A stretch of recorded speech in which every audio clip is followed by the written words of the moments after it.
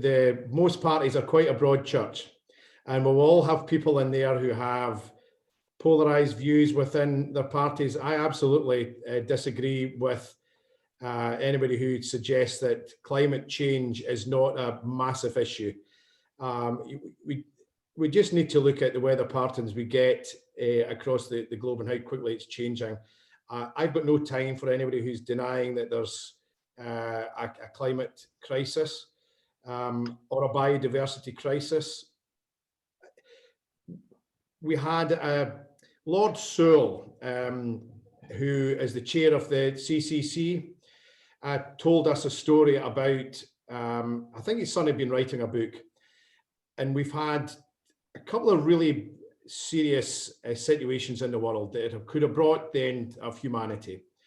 And one of those was, I think it was the plague or the Black Death or something. I can't just remember what it was, but there was a huge fear over the world because new people were dying and they didn't know how to address it. They didn't know what it was, whether it was in the water, whether it was in the air, what it was.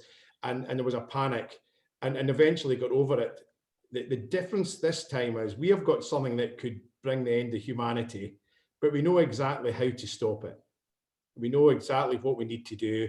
And we've got scientists out there telling us on a daily basis how far we've got to go to address it. And it's quite clear. So anybody who denies that there's an emergency when it comes to our climate or biodiversity needs to take a look at themselves.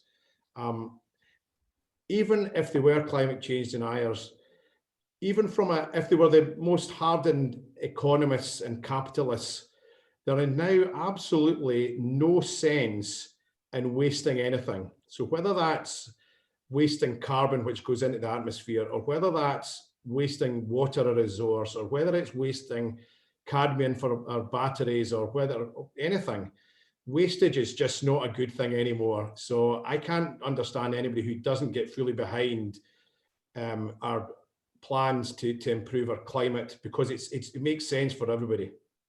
I hope that answers what you're saying, but certainly I would not align myself with anybody who suggests we don't have a climate emergency at the moment.